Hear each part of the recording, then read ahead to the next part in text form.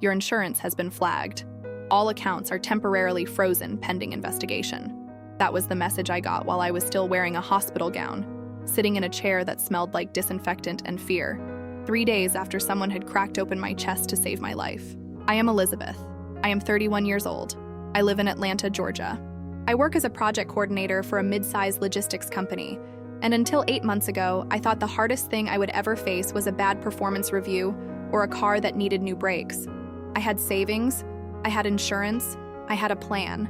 I was responsible in the way that people who grew up without much learn to be responsible. Carefully, quietly, sometimes desperately. I paid my bills on time. I kept my credit clean. I had an emergency fund because I knew, better than most, that emergencies do not announce themselves. And then my heart announced itself. It started with what I thought was stress. I was tired all the time. I was short of breath climbing one flight of stairs at work. I told myself it was because I had been skipping the gym, because work had been heavy, because I was not sleeping enough. I told myself every reasonable lie a person tells when they are afraid of what the truth might cost them. I went to my primary care doctor only when the chest pressure became something I could not ignore anymore, a tightness that sat behind my sternum like a fist that would not open. She sent me to a cardiologist the same week. He sent me to a specialist the week after.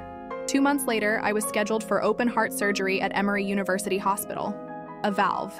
Something that had probably been quietly wrong for years, slowly getting worse, and my body had been compensating so well that no one had caught it in time to make it simple. Now it was not simple. Now it was a surgeon, an operating room, a machine doing the work of my heart, while they fixed what was broken inside of it. I remember the morning of the surgery. I remember my mother holding my hand and trying not to cry and doing a terrible job of it. I remember signing papers. I remember being rolled down a corridor under lights that moved above me like a slow river. I remember thinking, in a way that felt very calm and very strange, that I needed to make sure my rent was set to autopay. That was the last clear thought I had before the anesthesia took me. I woke up 2 days later. The surgery had gone well, they said. The surgeon came in and told me the valve was repaired, that my heart looked strong, that I would need rest and cardiac rehabilitation, but that the prognosis was good. My mother was there. She had not left the hospital. She had slept in a chair and eaten vending machine food for 2 days, and she looked exhausted and relieved in a way that made me feel, even through the pain, deeply loved. I spent 5 more days in the hospital, and then they began preparing me for discharge. Before you keep reading, I want to ask you to subscribe to this channel and turn on the notification bell. Because what happened next, what I found out, who got involved, and how everything unraveled, is something I need you to hear from beginning to end. This is not a short story, and I promise you, it is worth every minute.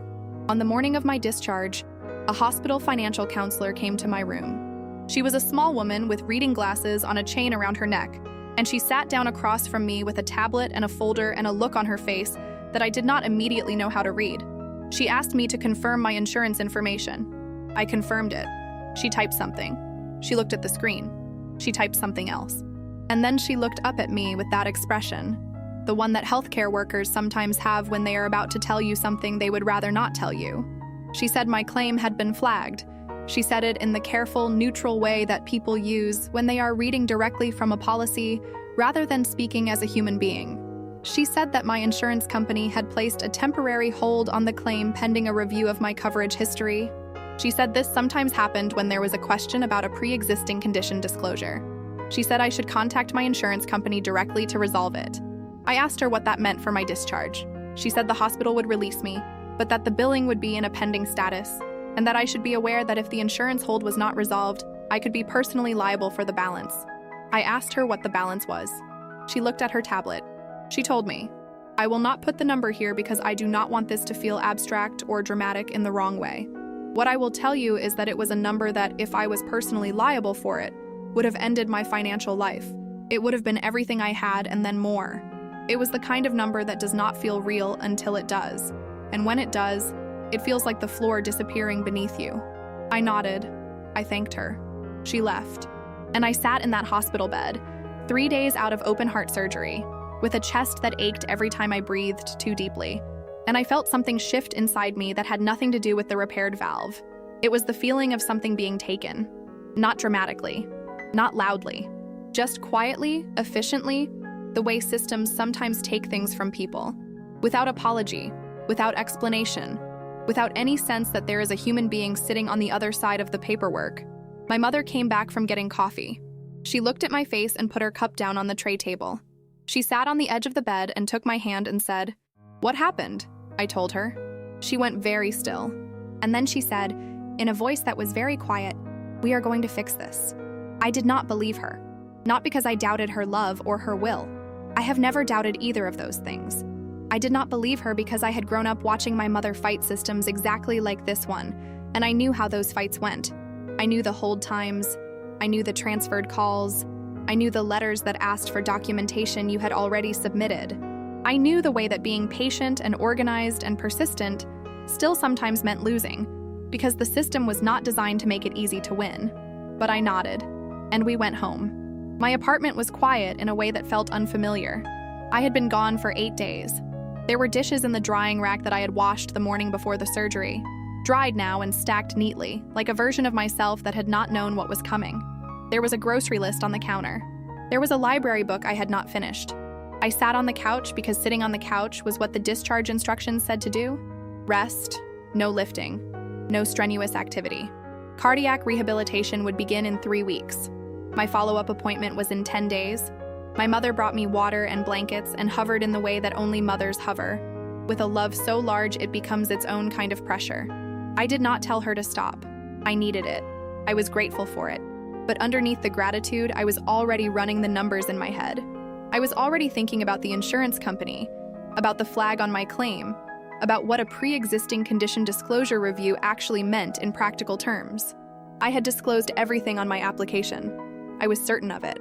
I had sat at this same kitchen table 2 years ago and filled out that application carefully, the way I did everything carefully, and I had listed every medical visit I could remember, every prescription, every diagnosis. There had been nothing to hide. I had gone to the doctor for a sinus infection, for an annual physical, for a sprained wrist I got moving furniture. I had not known about my heart, but that was the problem I would learn. That was exactly the problem. The next morning I called the insurance company. The first call lasted 47 minutes and ended with me being told that a specialist in the claims review department would contact me within 5 to 7 business days. I called back the next day. The representative I spoke to read me the same language from what sounded like the same document and told me the same 5 to 7 business days. I called the day after that. I was transferred twice, put on hold 3 times, and eventually disconnected. I was 5 days out of open heart surgery, sitting in my apartment with discharge instructions that said, "Do not stress, do not overexert, do not let your heart rate spike," and I was on hold with an insurance company listening to music that I am convinced was specifically chosen to make human beings feel alone in the universe. My mother wanted to call a lawyer. I told her I could not afford a lawyer right now, not with the claim frozen and the potential liability hanging over me. She told me that was exactly why I needed a lawyer. We had a version of that argument 3 times over 4 days, in the gentle, exhausted way of people who love each other and are both scared and are trying to protect each other from that fear by turning it into a disagreement about something practical. On the 7th day, I got a letter. It came in a standard white envelope with the insurance company's logo in the upper left corner, and it informed me, in 3 paragraphs of very precise language, that my claim for the cardiac surgery had been placed under review due to a finding during policy audit that suggested a possible undisclosed pre-existing cardiovascular condition at the time of my application. The letter said that if the review determined that a material omission had occurred, my policy could be voided retroactively and the claim denied in full. Voided retroactively. I had to read that phrase 3 times. It meant that if they decided I had known about my heart condition when I applied, which I had not, which was medically documented, which my cardiologist could attest to, they could cancel my insurance as though it had never existed. Not from today forward, from the beginning. As though the 2 years of premiums I had paid had never purchased me any protection at all. I sat with that letter for a long time. I did not cry. I had cried in the hospital, in the first hours after the financial counselor left, when I was alone and the pain medication was wearing off and the weight of it hit me all at once. I had cried then, quietly with my face turned toward the window, but I was past crying now. I was in the place beyond crying where everything gets very clear and very cold, and you start thinking about what you are actually going to do. I called my cardiologist's office. I explained the situation to his nurse. She said the doctor would want to help and that they would pull together documentation. My initial test results, the timeline of my diagnosis, Everything that showed clearly that the condition had not been known or detectable at the time I applied for insurance. She said she had dealt with situations like this before. She said it was not uncommon. That last part, that it was not uncommon, made me angrier than almost anything else in the entire situation. Because if it was not uncommon, that meant this had happened to other people. That meant other people had sat in hospital beds recovering from surgeries they needed to stay alive, and received letters telling them that the protection they had paid for might not exist. And the fact that it was not uncommon meant that the system had allowed it to keep happening, which meant the system was not broken. It was working exactly as it had been designed to work, for someone, just not for me. My follow-up appointment was in 10 days from discharge. I had been counting them. I went back to the hospital on a Tuesday. My mother drove me.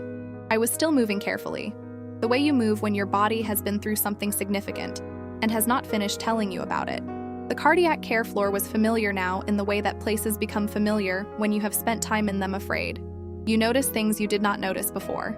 The particular sound of the elevator, the color of the waiting room chairs, the way the light came through the windows in the late morning. The nurse who checked me and recognized me. She asked how I was doing. I told her I was doing okay. I did not tell her about the letter because it was not her problem and I was still learning how to carry it without letting it show on my face every moment. I was brought to an exam room. I waited, the door opened, and the doctor who walked in was not my cardiologist. He was tall. He was somewhere in his mid-40s. He had the kind of face that looked like it had been serious for a long time but had not forgotten how to be warm. He was wearing a white coat with an ID badge I did not immediately read. He looked at the tablet in his hand, and then he looked at me, and something shifted in his expression. Something quick and specific, like recognition. He said, "Elizabeth?" I said yes. He said, "I remember you. You were in room 414. I looked at him. I did not remember him. I had been unconscious for most of my time in room 414, and the days immediately after surgery had a blurred quality that I suspected was partly medication and partly the way the brain protects itself from things that are too large to process in real time. He said he had been one of the residents on the cardiac team during my surgery. He said he had checked on me twice during my recovery, that I had been asleep both times, and that he was covering the follow-up clinic today because my cardiologist was at a conference. He sat down across from me. He asked how I was feeling. I told him I was feeling physically better than expected. I told him the incision was healing. I told him I was following the discharge instructions. And then, because he had asked with the kind of straightforwardness that made lying feel pointless, I told him about the letter. He listened. He did not interrupt. He did not look at his tablet. He looked at me, with the steady, focused attention of someone who understood that what I was describing was not a bureaucratic inconvenience, but a direct threat to my stability and my safety. When I finished talking, he was quiet for a moment. And then he said, "I want to look into this." I told him he did not have to do that. I told him it was not his responsibility. He said, "I know it's not. But I remember your chart, and I remember your case, and what you're describing does not match what I know about your medical history. And if someone is using a technicality to deny a legitimate claim on a surgery this serious, that matters to me." I looked at him for a moment. I had spent 10 days being processed by the insurance company, by the billing department, by the system in general, in a way that made me feel like a file number rather than a person. And here was someone who had looked at my face and remembered my room number and said that it mattered to him. I did not know yet what he would find. I did not know yet what any of it would unravel. But I felt something shift. Not in my chest this time, not in the physical place where the surgery had been, but somewhere else. The place where you hold the decision to keep fighting when fighting is hard. He ordered a full review of my medical records. He made a note in my file. He asked me to come back in a week. I went home. That evening, my mother called and asked how the appointment went. I told her it went differently than I expected. She asked what I meant. I told her that I had met someone, not in the way she immediately assumed, because she is my mother and she will always assume that first, but someone who seemed to actually see what was happening and want to do something about it. She was quiet for a moment, and then she said, "Hold on to that." I did not know yet how much I would need to. The week between that appointment and the next one was the longest week I can remember living through. Not because nothing happened. Things happened. But because they happened slowly, in the way that things move when you are waiting for something that could go either way, and you are trying not to let yourself hope too much because hope, when it collapses, takes something with it that is hard to rebuild. I called the insurance company twice more. Both times I was told the review was ongoing. Both times I asked for a supervisor and was told one would call me back. No one called me back. I documented every call, the time, the name of the representative if they gave one, the exact language they used. I had a notebook on my kitchen counter specifically for this purpose. My mother had suggested it. She had learned over the course of her life that when you are dealing with a system that does not want to move, you make a record of everything, not because the record always helps, but because it is the one thing they cannot take from you. I went to my first cardiac rehabilitation session that week. It was held in a clinic about 20 minutes from my apartment, in a room with exercise equipment and monitors, and a nurse who watched your heart rate while you walked on a treadmill at a pace that felt almost insultingly slow. There were 4 other patients in the session: an older man who had had a bypass, a woman around my age who had survived a heart attack, a retired teacher who did not say much but always arrived first and left last. There was something about being in that room that I did not expect, something about being with people who were also rebuilding, carefully, slowly, with machines monitoring every beat of their hearts. That made me feel less alone in a way that was hard to explain. We did not talk about our situations much. We talked about small things: the weather, the parking lot, whether the coffee in the waiting room was better or worse than the week before. But underneath those small things was a shared understanding that did not need words. We had all been somewhere very close to the edge of something, and we were all, in our different ways, finding our way back. I thought about that a lot during those sessions, about edges, about how close I had been to one, medically, financially, emotionally, and how the distance between falling and not falling had been so thin. A repaired valve, a doctor who remembered a room number, a mother who slept in a hospital chair for 2 days, a notebook on a kitchen counter. The appointment came on a Thursday morning. I sat in the same exam room, the same light, the same sound of the hallway outside the door. And when he walked in, I could tell immediately that something had changed. Not in a dramatic way. He was not carrying a folder of triumphant documents or wearing an expression of victory, but there was something settled in the way he looked at me, something that told me he had found what he was looking for. He sat down. He told me he had gone through my records carefully. He told me he had also spoken to my cardiologist, who had returned from the conference and was now fully aware of the insurance situation, and had already begun preparing a formal letter of medical documentation. And then he told me what he had found. The insurance company's claim that I had a pre-existing cardiovascular condition that I had failed to disclose was based on a single notation in a routine physical exam report from 3 years prior. A notation made by a general practitioner who had recorded, in a standard checkbox section of a form, that the patient had mentioned occasional mild chest discomfort. That was it. That was the foundation of the entire review. One checkbox. One line in a form from a physical exam I barely remembered, describing a symptom so vague it could mean almost anything. They had taken that line and built a case on it. They had used it to suggest that I had known about a cardiovascular issue before applying for insurance and had chosen not to disclose it. And if that case held, my policy was void, my claim was denied, and I was personally responsible for a bill that would have destroyed everything I had built. I sat with that for a moment. He let me sit with it. And then I said, "What do we do?" He said that my cardiologist's letter would formally document that the condition that required surgery, the valve issue, was not diagnosable from the symptom noted in that physical exam. That occasional mild chest discomfort was not a cardiovascular diagnosis, that no follow-up had been recommended at the time, no testing ordered, no specialist referral made, because the notation was not clinically significant. He said the letter would be clear, specific, and on record. He also said he had spoken to the hospital's patient advocate office. He said there was a process, one that most patients did not know existed, for disputing insurance claim denials when there was documented medical evidence that the denial was not supported by the clinical record. He said the patient advocate could walk me through it. He said it was not fast, but he said it was real. I asked him why he had done all of this, why he had made these calls and read these records and spent this time on a patient who was not even officially his patient. He looked at me in a way that was direct and simple. He said that he had gone into medicine because he believed that what happened to a person's health should not be determined by what a claims reviewer decided on a Tuesday afternoon without reading the full picture. He said he had seen this happen before. Insurance companies using vague historical notations to deny legitimate claims on serious procedures. He said he could not fix the system, but he could make sure that in this specific case, the full picture was on record. I thanked him. I meant it in the way you mean things that words are not quite large enough to hold. I met with the patient advocate that same afternoon. She was efficient and calm, and treated my situation with the matter-of-fact competence of someone who had fought these fights before and knew which doors to push. She filed a formal dispute on my behalf that same day. She attached the documentation from my cardiologist. She CC'd the hospital's legal department. She told me to expect a response within 30 days, and that if the response was not satisfactory, there were additional steps. 30 days felt like a long time, but it was a different kind of waiting than before. Before, I had been waiting alone, in the dark, with a letter that said my safety net might not exist.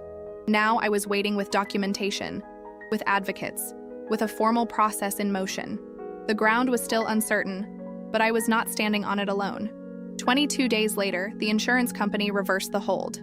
The letter came in the same kind of white envelope as the first one. Same logo in the upper left corner. Same precise language. But this time, the 3 paragraphs said that upon review of additional medical documentation, the company had determined that the notation in question did not constitute a diagnosable pre-existing condition, and that the original claim would be processed in full. I read it twice, and then I called my mother. She did not say I told you so. She is not that kind of person. She just said, "Good." And then she was quiet for a moment, and I could hear in that quiet everything she had felt during the weeks that this had been unresolved. The worry, the anger, the fierce and steady love that had not wavered for a single day. I said, "Thank you for not leaving the hospital." She said, "You would have done the same." She was right. I would have. That is what it means to love someone. I went back to cardiac rehabilitation. I kept going every week at that almost insultingly slow pace on the treadmill, with the monitor on my finger and the nurse watching the numbers. And slowly, my body began to feel like mine again. Not the same, different. Stronger in some places, more careful in others. Changed, the way you are changed by things that bring you close to an edge and then give you enough ground to step back. I still have the notebook on my kitchen counter. I have not thrown it away. I look at it sometimes and think about what it represents. Not just the calls I documented, but the decision to document them. The decision to believe that my record of events was worth keeping, that I was worth fighting for. Because that is what no one tells you about situations like this. The fight is not just with the insurance company, or the billing department, or the system. The fight is also internal. It is the daily work of refusing to accept that you do not matter. Refusing to let the language of policy reviews and claim holds, and retroactive voidance make you feel like a file number, instead of a person who just had her chest opened and her heart repaired and came home to find that the safety net she had paid for might not catch her. I am Elizabeth. I am 31 years old. I live in Atlanta, Georgia. I survived open heart surgery, and I survived what came after it. And if you are sitting somewhere right now with a letter in your hands that is trying to tell you that the system has already decided your outcome, I want you to know that the system is not the last word. Find the notebook. Find the advocate. Find the person who remembers your room number. They exist. I promise you, they exist.